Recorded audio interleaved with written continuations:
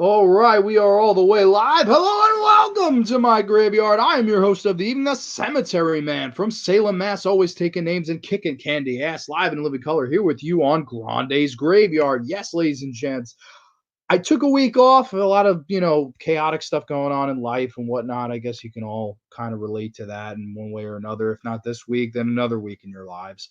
I tried to upload the Twilight Zone episode I did in the past with my good buddy Mark Murphy, who I actually subscribed to his channel recently. I didn't even realize he had a channel. I forget, it's like MMCMA, something like that. I don't know. If Mark, if you stop by, feel free to drop your channel link and people you can sub to him. And yeah, I wanted to upload that video because that was a really good episode Mark and I did on campus about a year ago, and we were talking all things Twilight Zone and stuff like that, and that was a really fun episode. But for some reason, I couldn't download it on my computer in time, and I don't know what the problem was exactly, but that is why you didn't get an episode last week. So I really am sorry about that. The Master of Fear is here. What's up, brother? Too sweet, man. How's everything going with you? I hope well on this fine Saturday.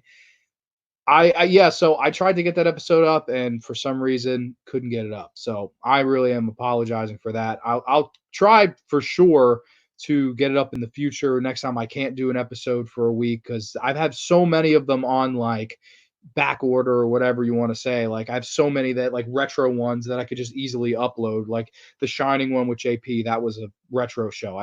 We didn't record that live. That was actually recorded like last March. So again, I have shows from over a year ago that I still haven't uploaded on the channel here. So I was just like, you know what? When I can't do the show, I'll upload one of those. My good buddy Ty Junebug Films is here, hanging with my friend again. Say hi, Bob, you doppelganger. Oh, hi, Bob. Is this us? Is Jordan Peele directing this episode of Grande's Graveyard? I actually hope not, because I don't know if Jordan Peele. I wonder what Jordan Peele would think of Madman. Do you think Jordan Peele would like Madman? I would be very surprised because I don't know. Maybe it's not political enough for him.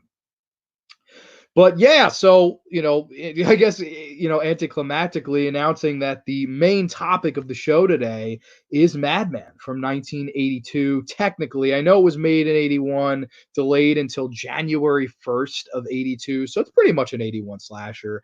That obviously being the year of the slasher.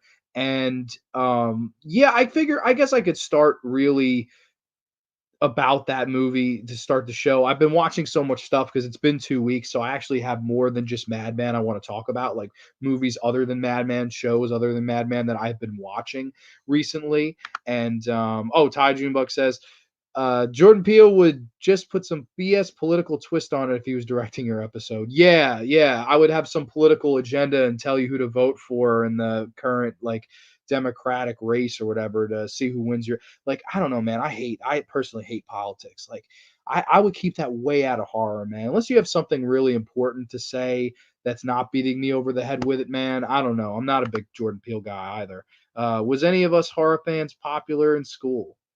Um, was I popular in school? Yeah, I got along with everybody in school personally. I think, yeah, I had plenty of friends for sure. Hey, everyone, watch the video on YouTube. Make Disney great again on Junebug Films. Yeah, uh, I saw some of that video, Ty. I thought it was pretty cool. I think they should hire you, man. But yeah, so getting into the main topic of the show today, though, is Madman from 1982, 1981, whatever you want to say. On IMDb, actually has it as an 81 slasher. So I thought that was pretty interesting. But whenever I think of great horror movies and whenever I think of movies that I think are really, really underrated, Madman is one of the ones that comes straight to the forefront for me because it's a movie that I hadn't heard of for a long time. Like I actually, and probably like most people my age that have seen the film, I was introduced to it by Dead Pit Radio. Dead Pit Radio did an episode where they discussed Madman in full depth, and they gave such a great review. It's one of my favorite movie reviews of all time. Them talking about this movie, and you'd think Dead Pit talking about any movie is probably entertaining, but it was the fact that this one was so unknown and that this one was so not talked about. And that's what really hooked me in right here and there. And I was like, you know what? These guys seem to really like this film. Let me hunt down this film and check it out. Horror Boys in the Heezy. What's up, Nate? How you doing, good brother? And I was like, "Yo, I have to check this movie out because this sounds like it's right up my alley," along the lines of the Cropsey legend, which this character, Madman Marz, was originally based off of. A lot of people don't realize that this movie and The Burning were being made at the same time and both being based off the Cropsey legend. The makers of this found out that The Burning was better financed. It was going to get a bigger theatrical run, and it was going to come out before their film. So they had to go back, scramble, change the script around, and basically change their movie from a Cropsey legend film, which it still is a Cropsey legend based on, but they changed it from Cropsey to Madman Mars. And right off the bat, the thing that I think works about this movie is the origin. And that's back on the episode when I did with Don when we were talking about 90s horror. That's something that I think any movie like this needs is a backstory. The backstory is the best thing about this movie. It's any movie like the Candyman, stuff like that, that about something that happened long, long ago, and if you dare do this, he will come and get you. For Candyman, it's say his name 5 times in the mirror, and for the Madman, it's if you say his name above a whisper. So you can't say Madman, you can't say Candyman. These are the rules. And I love that right off the bat. And the campfire story is so great. I actually pulled it up here on a side tab because I wanted to do it a little bit of justice. And I won't read the whole thing because it's really, really long, but I absolutely love this story that Max tells, the old like camp owner, I guess. Many, many years ago, there was a farmer who lived there with his family, a wife and 2 children. He was an evil man, ugly and mean. He beat his wife almost every night and brutally whipped his children whenever the mood took him. He always drank at the same tavern and spent his time picking fights with the other customers. He once had a piece of his nose bitten off in a barroom brawl and didn't feel a thing. See, like right there, you're establishing a legend for the character that sets up the rest of the film. Like, okay, he was evil, no goddamn reason given, no reason needed either. That adds so much more to it. He had a wife and kids, but this wasn't a man that went crazy. This was a man that always was crazy. This was born, lived, died a madman. And that's what I really, really enjoy about this backstory. And it was it was a night like this many, many years ago. Now that I think about it, it was around the same time of year. It might have been the same night as tonight. I love it. It's just so like that's actually really bad writing. It's like, oh, yeah, it's tonight. It's Friday the 13th, basically. But I don't know. It's one of those things that this movie, that the charm of this campfire story too, as creepy as it is, it's also kind of charming in its innocence because it's really trying. And I appreciate that, man. I always appreciate the effort. The forest was silent and dark. The moon was pale and full, and there wasn't a cloud in the sky. The farmer was finishing up some work in the barn when, for no apparent reason, he went stark craving mad. He walked into his house with an axe in his hand and crept up the stairs, then into the main bedroom. And as his wife lay sleeping, he chopped her up in pieces. And as he's telling the story, the filmmaker, the director Joe Giannone, may he rest in peace. He's showing like the campfire tale, and then it's like little clips of what the madman did when he went stark craving mad. I love that, and you see that he kills the wife, he kills the kids, and it's one of those. It's more suggestive than you see it. You see a little, but you don't see much. You don't see much gore, but I think it's the suggestion really, really works. And then basically, to paraphrase the rest of the campfire story, the town finds out about this. They hang the madman on a tree, and then the next morning, when they go to retrieve the body's gone. And it's said to the legend, if you say his name above a whisper in the woods at night, and when the moon is full, they throw that in there too. When the moon is full and it is at nighttime, and if you say his name above a whisper, the madman comes to get you. And I just that's brilliant, man. That is so damn creative and fun and just right in the mood of the film and then the spirit of the film. And I know a lot of people compare this to The Burning, and I do think overall, and this is just my personal opinion. If you okay, if you like storytelling in your slashers and you like terrifying slashers, movies that work and build off an atmosphere, and movies that are more designed not as a fun slasher, but a good serious one from this year, from 1981, 1982, whatever. Madman's the one you go with. But if you want the typical, to me, the John Grande formula, some have said, but I'm sure I'm not the first person to say it's the boobs, blood, and mayhem element. You're going with the burning. You got plenty of boobs. You got plenty of blood, provided by the legendary Tom Savini, the greatest special effects horror movie person that there ever was.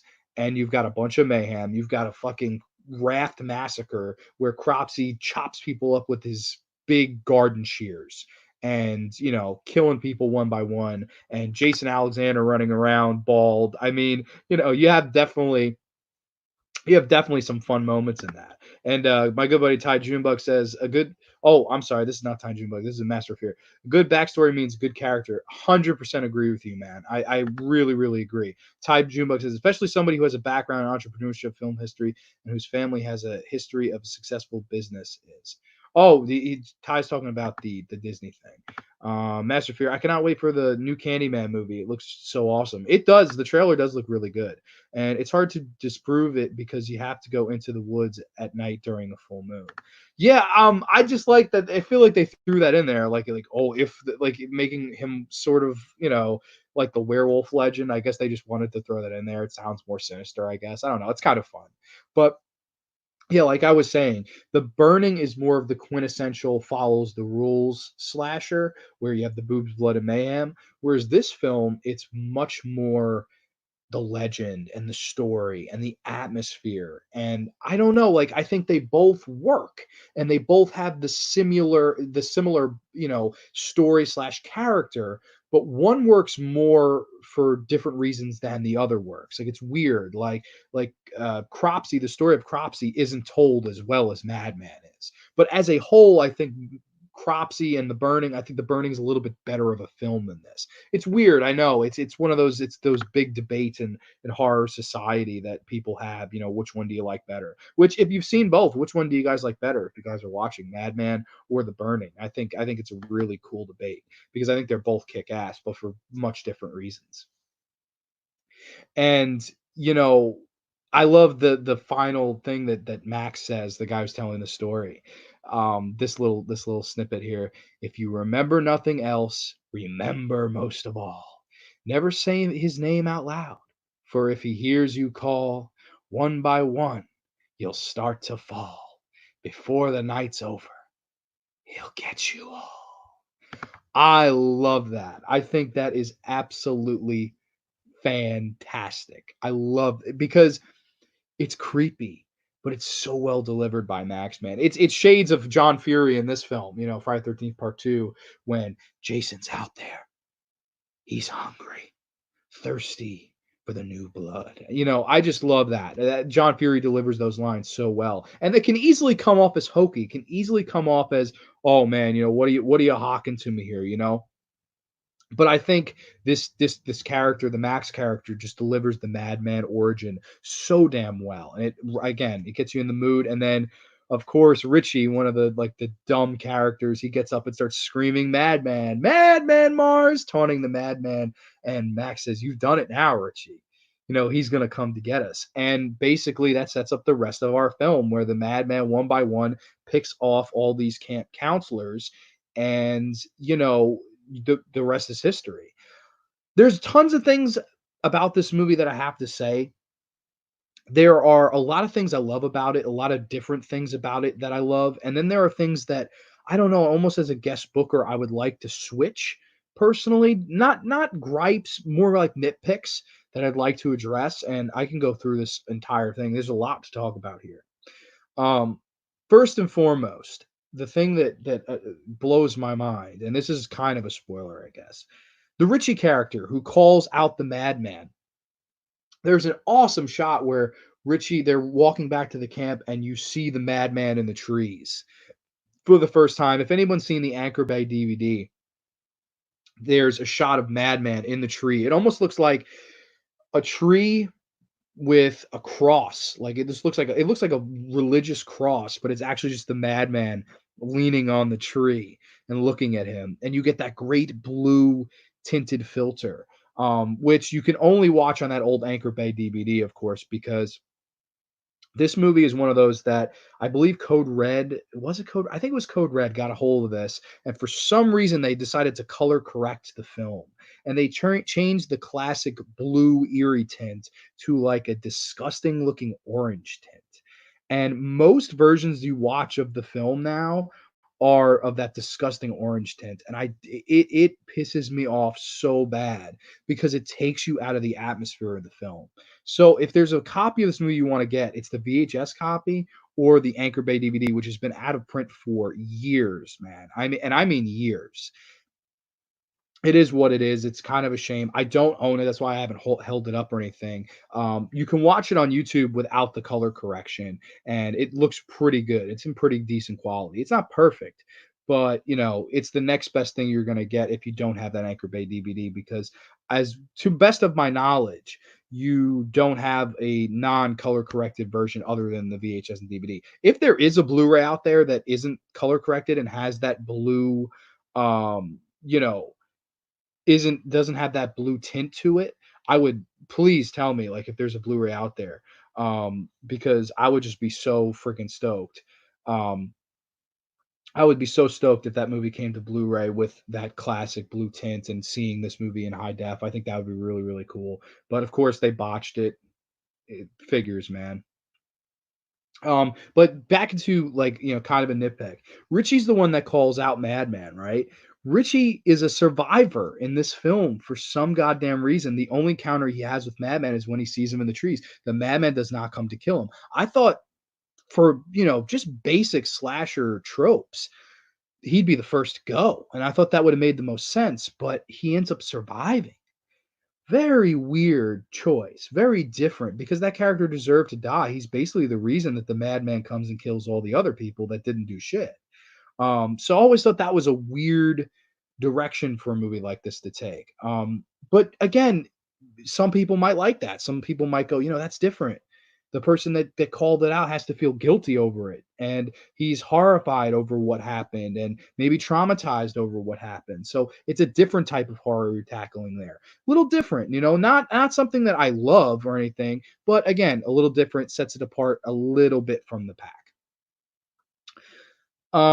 Other things in this movie, Alexis Dubin. We can address the elephant in this room, aka Galen Ross. Galen Ross plays kind of the final girl of this movie, even though we'll get into more, but not nitpick on this one. But there really is no such thing as a final girl with this movie because when you get to the end, there's it's a different. I don't know. I don't want to ruin it right here, but we can address the elephant in the room. Galen Ross. Uh, who acts in this movie under a different name, the pseudonym of Alexis Dubin. Now, to this day, and no one knows why, not even Galen Ross's agent knows why, but Galen Ross hated this movie and hated being a part of it. And in conventions, if you come up to Galen Ross with a Madman DVD, Blu-ray, poster, merchandise, anything from this movie, she refuses to sign it and she refuses to discuss the film. I don't know why that is. I don't know for what reason she could have. Like, okay, Galen Ross's big claim to fame is being in Dawn of the Dead. That's my favorite movie of all time. Galen Ross is not a great actress by any goddamn means. Is not a great actress. However, your only real film credit is Dawn of the Dead.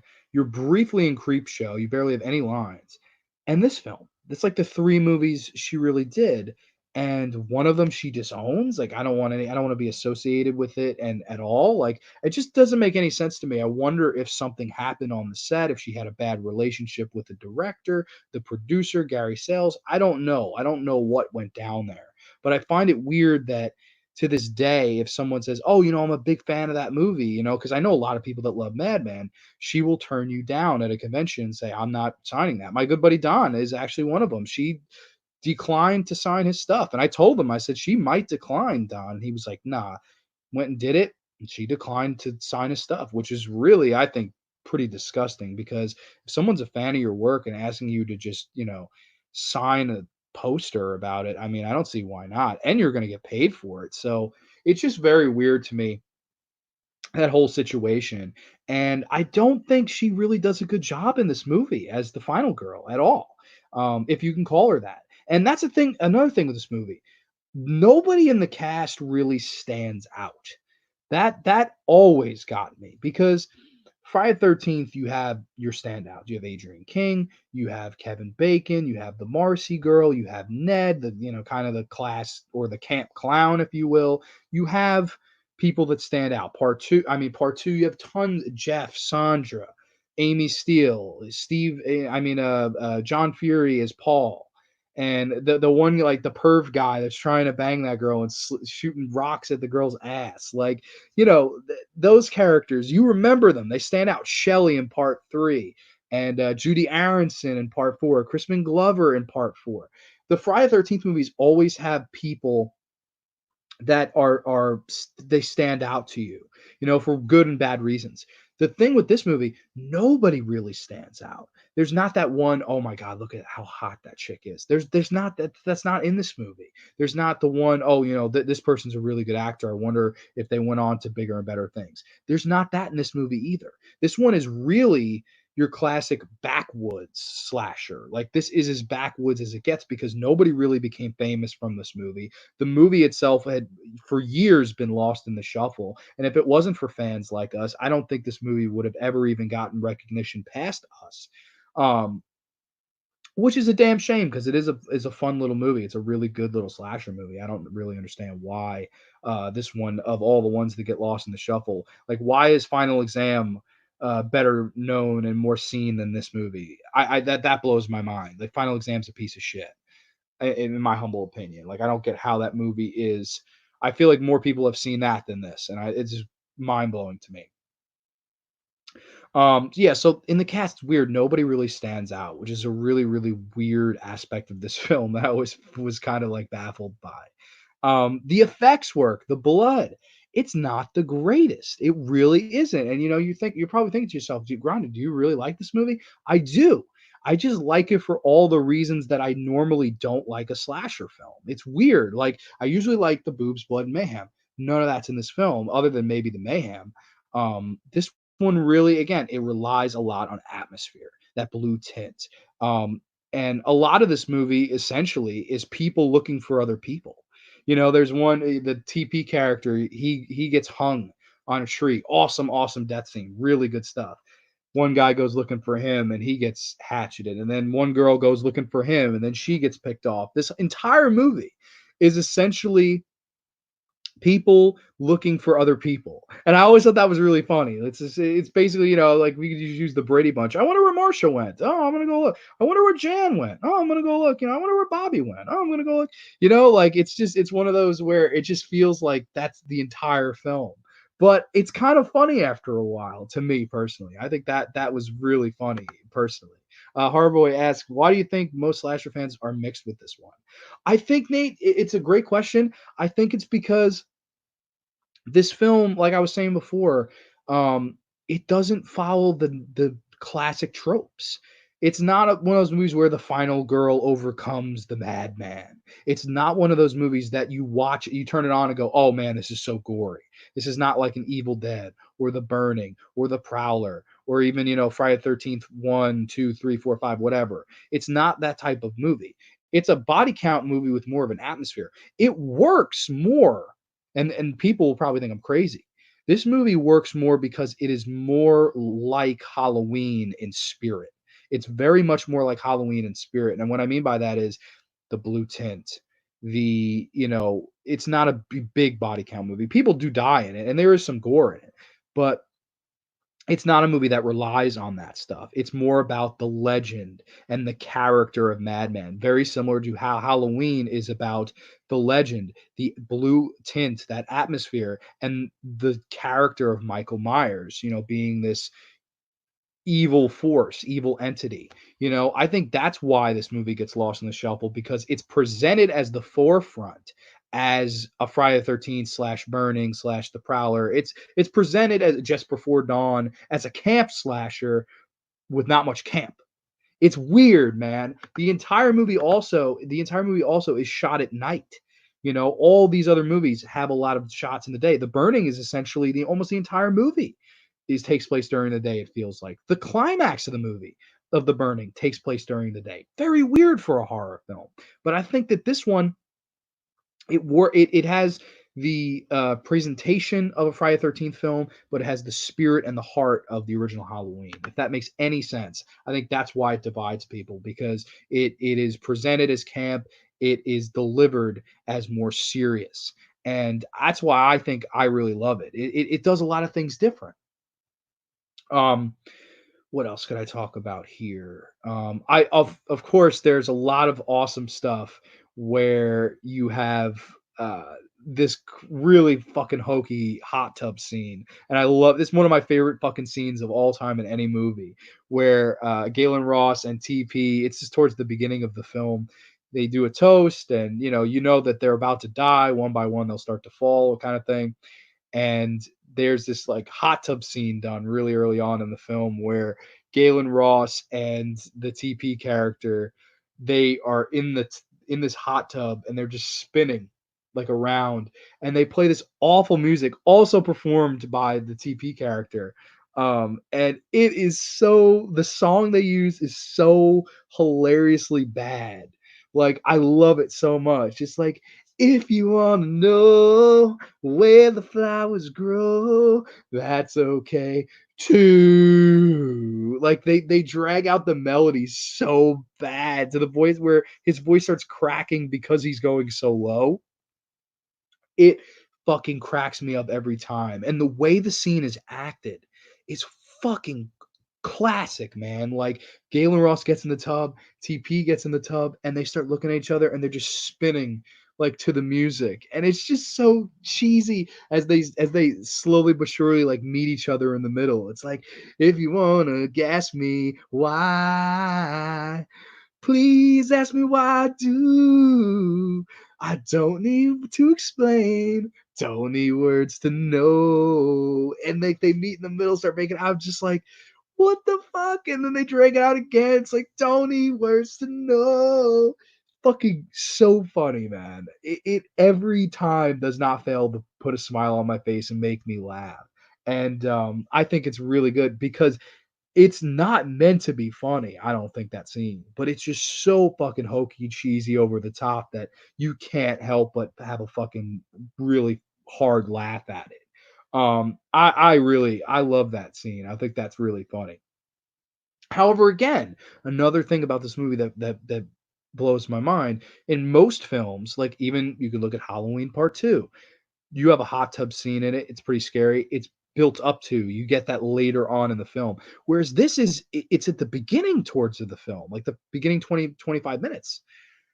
It's just fucking strange. Like most slasher movies, they'd be killed in the hot tub. But no, they both get out, they dry off, and then he goes off looking for a counselor that got killed, and she stays back at the camp. So again, a little different because usually you build up to that scene and they get attacked by the madman. Instead, it's the madman's watching them through the window, but nothing really happens of it.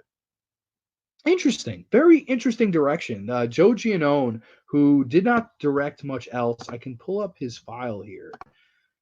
He sadly passed on, so may he rest in peace. Oh, and also, I didn't realize this movie came out in February. Actually, it says here one of the release dates was February, so I'm close to the actual release date. Yeah, he died back in 2006. Really a shame because he was awesome. Yeah, it's the only movie he ever directed.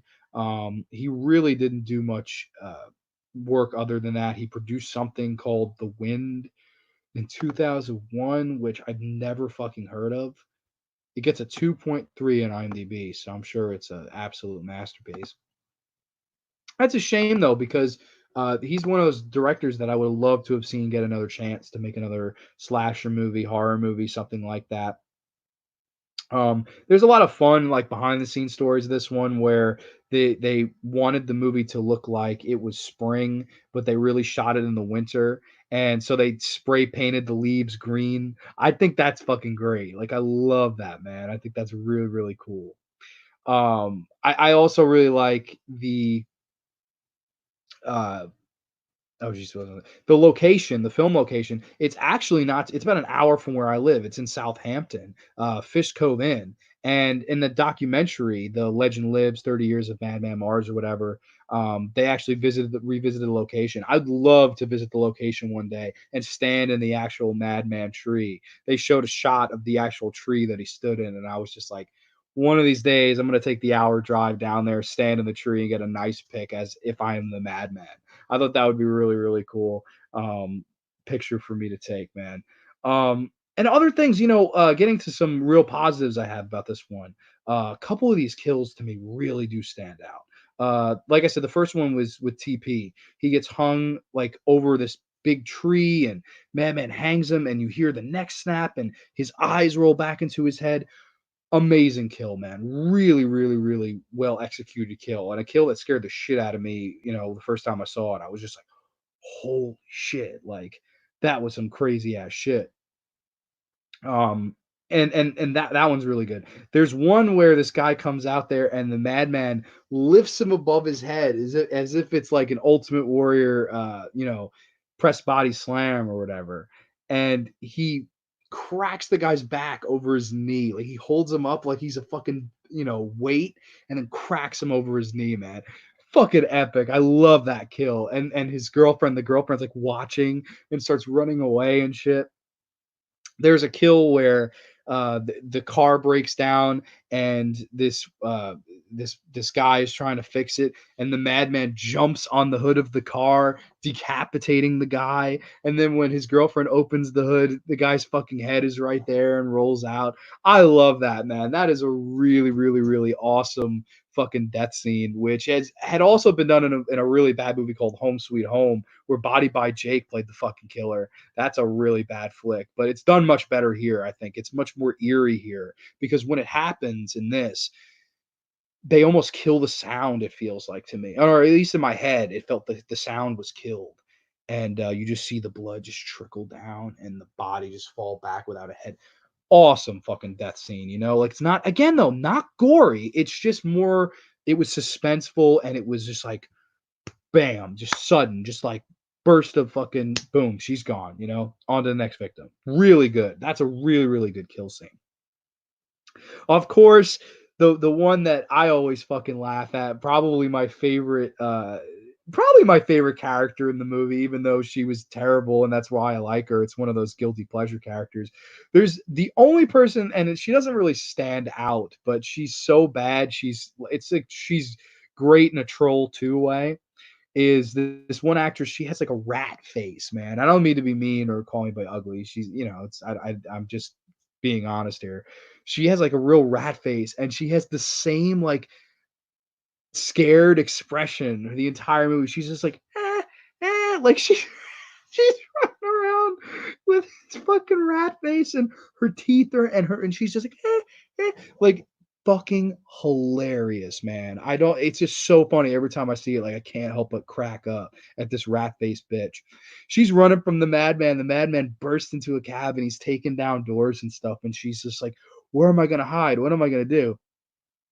She, being the rocket scientist that she is, opens the refrigerator, takes all the food in the refrigerator, throws it on the floor, and closes the fridge. She hides in the fucking refrigerator, bro. She hides in the refrigerator. And I fucking laugh every single time, because how stupid could you be to hide in the refrigerator, and as the madman is like literally coming in the room, don't you think he's gonna figure out that all the fucking food on the floor, that you're in the refrigerator? So somehow he doesn't, and she gets out and she thinks she's okay. Madman takes the axe to that bitch. Awesome, awesome, really fun, like, stalk and slash scene, where I just think like that is the most funny place anyone's ever hidden from a killer, is in the fucking fridge. Like, you're talking about a ginormous homicidal maniac with an axe, and you decided to take all the food out of the fridge and hide in the fridge. Like, never seen it before or since, but it's classic, man. There's a charm to this movie. And I feel this way too about it. You really get a sense that the filmmakers cared.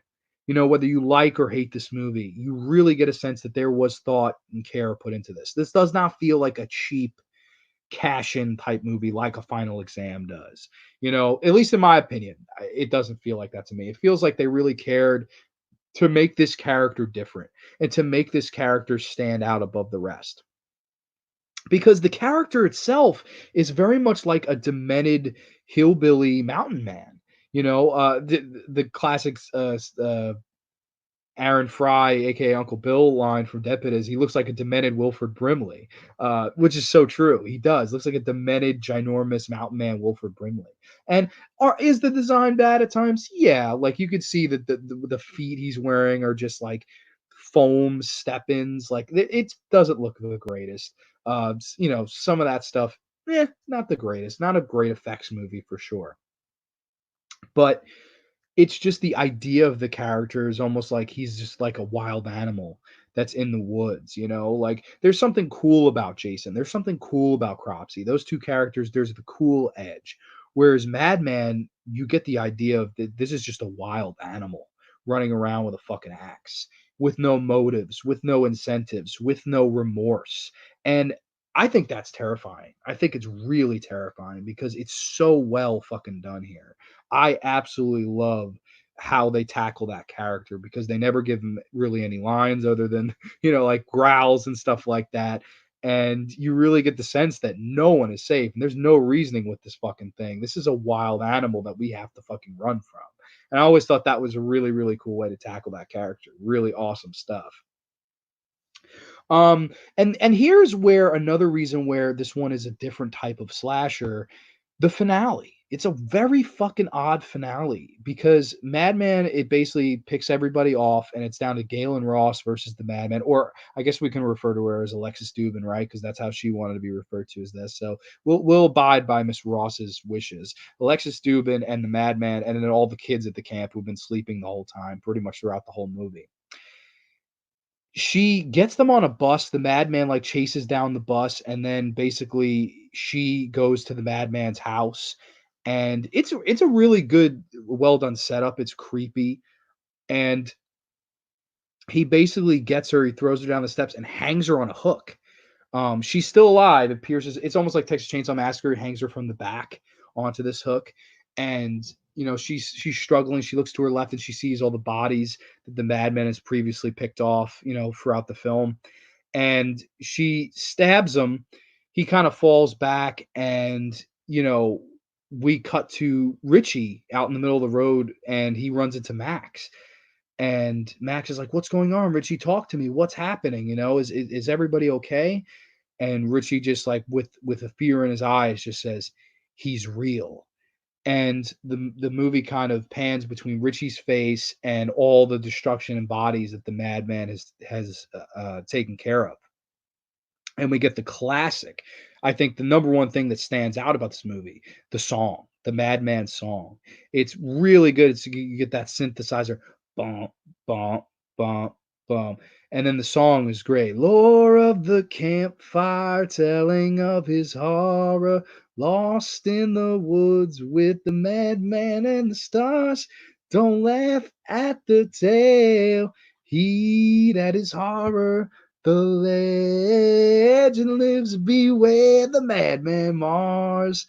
Epic, man. And then the movie fades to the credits. And I just thought, man, like, that is really cool. As the song's going on, you see the madman walking, like, this is going to continue. It's not a sequel bait ending, but it's one of those where the legend will forever live. And if you ever say his name above a whisper, he will come to get you. He's an unstoppable force of, stark raving mad, as Max would say. And I love that. I think that's a really, really cool way to end your slasher because if you look at the psychology of most slashers, look at Friday the 13th, right? And the girl defeats the villain in a triumphant way, and then we get the biggest, greatest boo scare there ever was, and maybe Jason's still there. And I just need to mute my phone, so I didn't realize my phone was on. You get the great boo scare, and we wonder what happened, stuff like that. all these movies where the final girl prevails at the end. Halloween, the final girl kind of prevails at the end, where Jamie Lee fights off Michael Myers long enough, Donald Pleasant shoots 6 shots in them, and then we're set up again for another sequel kind of movie. This movie, though, it ends where it's not her coming full circle. It's not Alexis Dubin coming full circle and growing as a character and defeating the Madman and finally proving once and for all that she did it. It's about him. It's about the Madman. It's not about anybody else. It's about his legend. It's about his tale. It's what the song is about, and what the film is about. And I think that's brilliant because I can't think of another slasher movie that really truly does that. Slasher movies are usually, where the antagonists are one step ahead of the protagonist until the end, where the protagonist finds a way to outsmart the killer, and bam, we're on to the next movie. This movie doesn't do that. This movie almost says, he did it. He got you all. One by one, you all fell to the Madman. And he is the ultimate apex predator. He is Madman Marz, and you better watch out. You better not say his name above a whisper, because he will come to get your ass at night when the moon is full. I love that, man. That's classic horror, because not too many slasher films do that. And if you can think of more that do it, please comment down below. Let me know if you could think of slasher movies that are more about the slasher themselves than that are about the final girl's full circle, the culmination. The only one I can kind of think of is the two Sleepaway Camp sequels, Sleepaway Camp 2 and 3, where your lead antagonist is your lead, period. Like, yeah, we have Renee Estevez in Sleepaway Camp 2. Yes, we have Tracy Griffith in Sleepaway Camp 3, but they're not really the leads. Pamela Springsteen is the leads of both those movies.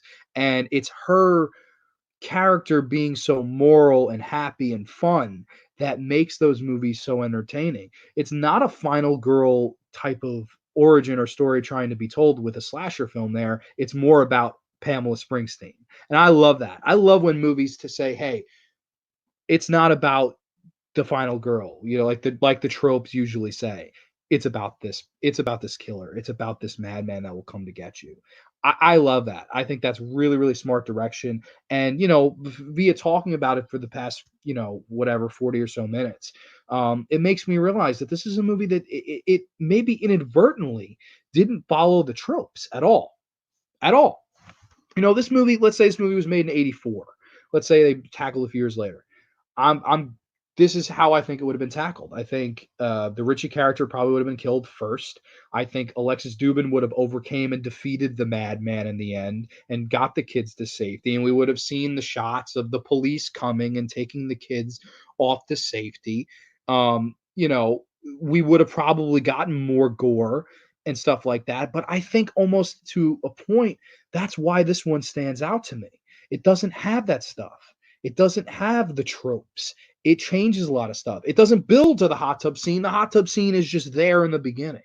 It's a really weird dynamic for a slasher film to take, but it works. And it works because this is the only real slasher movie that does it like this. Some will love it because of that. Some will hate it because of that. But at the end of the day, it's a slasher film that tries something different and I think does it effectively. And that is the key word, man. I've seen plenty of slasher films that try different stuff and fail miserably, but I can admit personally that even though this movie isn't my classic, what I like in a slasher, the boobs, blood, and mayhem, what it does different, it's done to perfection. And that's why I appreciate fucking Madman. And I will always think that Madman is one of the most underrated slasher movies of all time. It's just epic. It has it all, but it has it all in different ways than most slashers, like kind of a tackle. Sorry, I'm just moving the camera here. Okay, I think this should be good. But yeah, man, that's why I love Madman. I think Madman's an absolute all-time classic. I really, really enjoy the film. If I was to give it a rating out of 10, I'm gonna go with a solid 8 out of 10. Really enjoy Madman. I think it's a really fun time. Takes a lot of chances inadvertently, I think. Has some good kills, has some really fun bad music, has a classic campfire tale, and I think all that stuff really culminates to a slasher movie that I have grown to really, really love over the years. Big fan of Madman. So if you have not seen Madman, go check it out. It's a really good flick. And again, if anybody knows how to get the non-color corrected version, I should say, on high def format, please let me know, because other than YouTube and the Anchor Bay DVD, which is out of print, I don't, and the VHS, I guess, which is also way out of print. I don't know how else to get the movie in that form, because that atmosphere, that blue tint, adds all the fucking depth to this movie, man. Without it's not as good of a movie, if that makes any sense, because it's really what it relies on more so, like I said, than the gore and the kills and stuff like that. So that is Madman from 1982, 1981, whatever you want to say. Really, really enjoy that flick, man. I fucking love Madman. Really good flick. Just getting into some other stuff I've watched. I have this over here. I'm trying to grab that. Yeah. Oh, now I screwed up the camera again. All right, now I'm on a tilt. Sorry. I also watched this bad boy recently, which I fucking love. The original Maniac, which, oh man, this movie.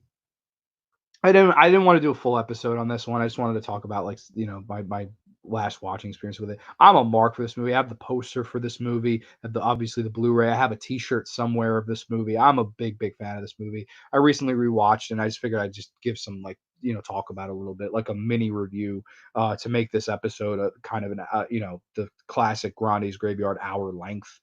Um, of course, the number one thing when I watch this movie is Joe Spinell. He's the number one thing in this movie. It's his performance, his slow kind of delivery of a lot of his lines. I like how, uh, if you don't know the story of Maniac, it basically stars Joe Spinell, and he lives in New York City, and basically at night he's a maniac. He kills prostitutes. He hunts down a lot of women. He at one point jumps on the roof of a car and blows Tom Savini's head off with a shotgun through the windshield. I mean, it's just epic stuff, man. Really, really entertaining and enjoyable, all the kills and effects in this movie.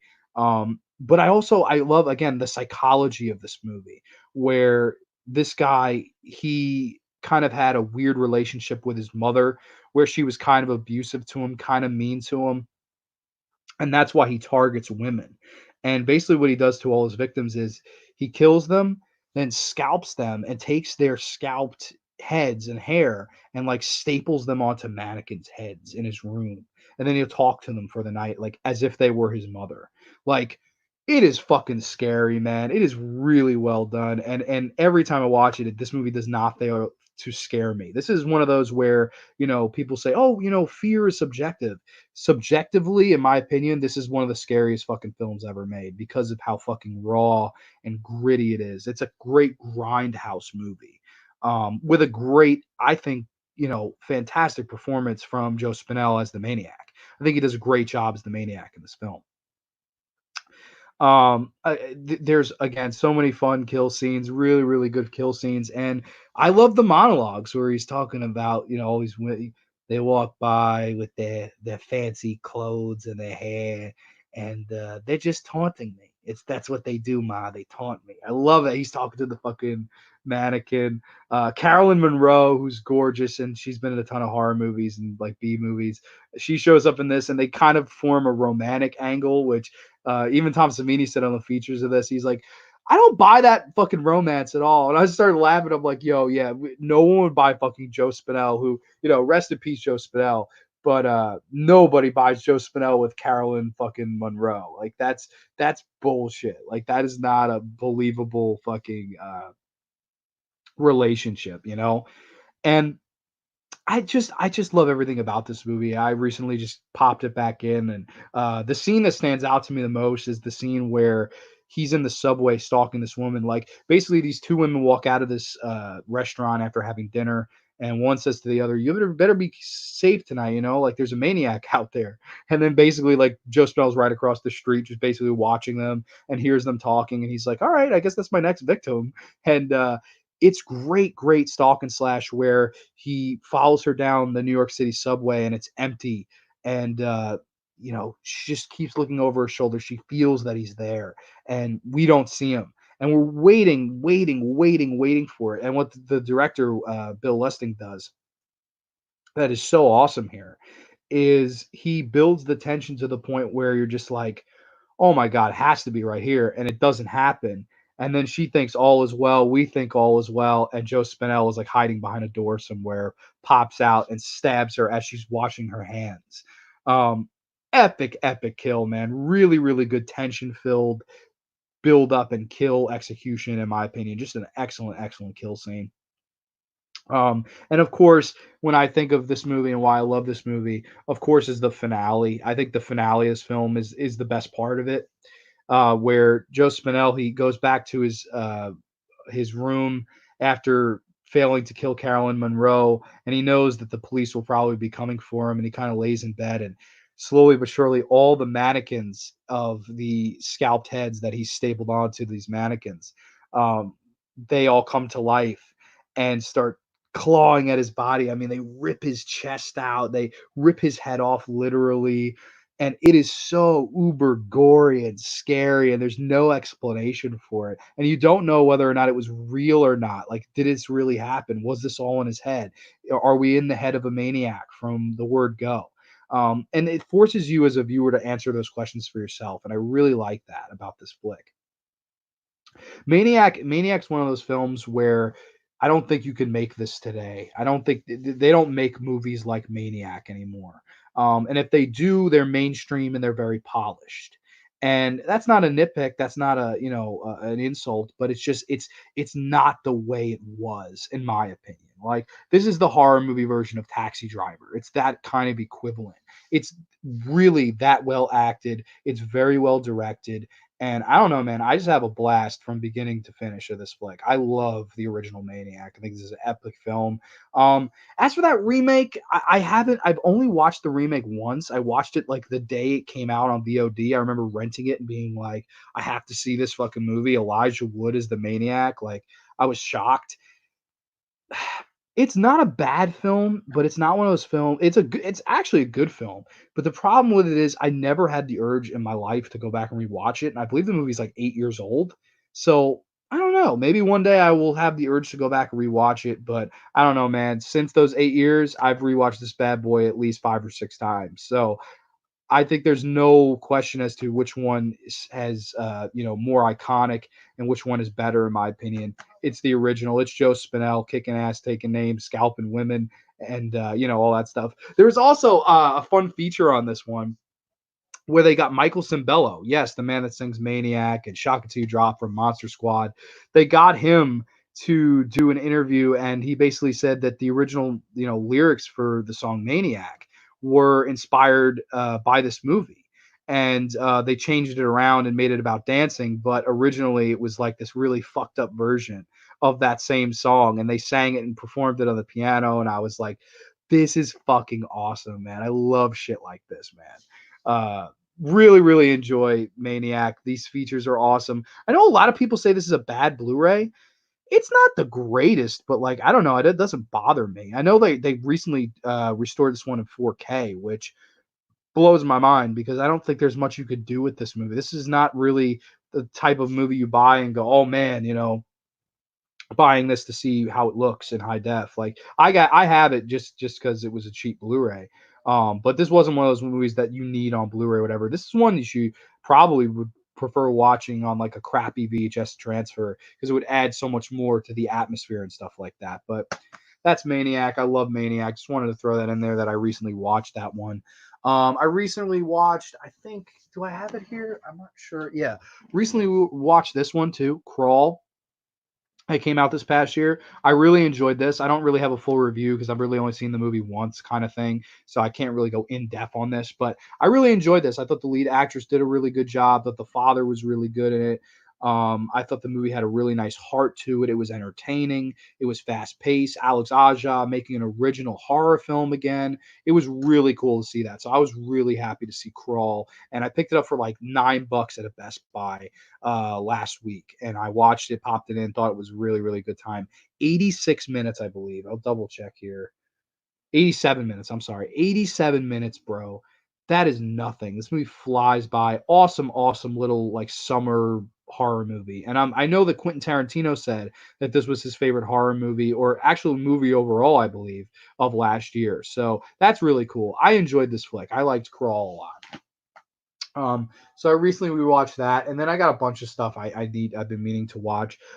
Recently watching some old school Tales from the Dark Side is good. Gid Dahmer, my good buddy Gideon, we were watching a couple episodes today. We watched Family Reunion, the classic Savini one, and then Basher Malone, which is like the really shitty wrestling one where this like wrestler from hell comes out of a Pepsi machine and fights Basher Malone and like for the rights of like taking over the world. It's fucking cheesy. I also watched one last night, and this will probably be the last thing I talk about on the show today. I watched one last night that I hadn't seen in a while called Deliver Us from Goodness. It's a Tales from the Dark Side episode, basically focuses on this family. The father's running for mayor, and the mother, unbeknownst to anyone, even including herself, is a saint. And sorry, the old throat is really dry today. Um, she's she's like a saint and she doesn't know that it at all. And like in the beginning of the episode, they have this guy over and they're trying to win over his approval. And he goes, "Oh man, I'm allergic to fish." He's like, "The only thing I'm not allergic to is fried chicken." Next thing you know, this fucking fried chicken falls from the ceiling in this guy's lap. And dude, I fucking started cracking up last night, like like uncontrollably, like crying of laughter. It was so fucking funny to me.